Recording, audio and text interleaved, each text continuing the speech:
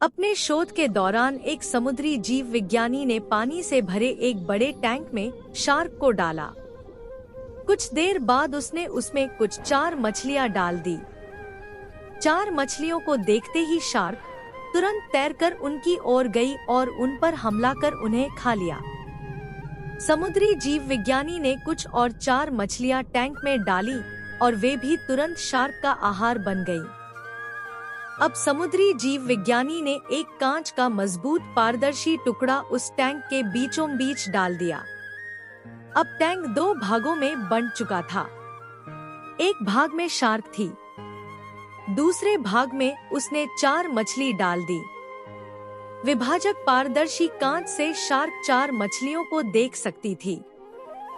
4 मछलियों के देख शार्क फिर से उन पर हमला करने के लिए उस ओर तैरी, लेकिन कांच के विभाजक टुकड़े से टकरा कर रह गई। उसने फिर से कोशिश की, लेकिन कांच के टुकड़े के कारण वह 4 मछलियों तक नहीं पहुंच सकी। शार्क ने दर्जनों बार पूरी आक्रामकता के साथ 4 मछलियों पर हमला करने की कोशिश की, लेकिन बीच में कांच का टुकड़ा आ जाने के कारण वह असफल रही। कई दिनों तक शार्क उन कांच के विभाजक के पार जाने का प्रयास करती रही, लेकिन सफल न हो सकी। अंततः थक हार कर उसने एक दिन हमला करना छोड़ दिया और टैंक के अपने भाग में रहने लगी।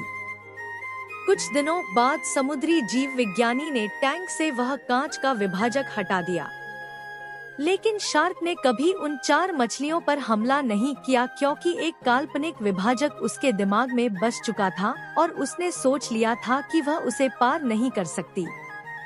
सीख: जीवन में असफलता का सामना करते करते कई बार हम अंदर से टूट जाते हैं और हार मान लेते हैं।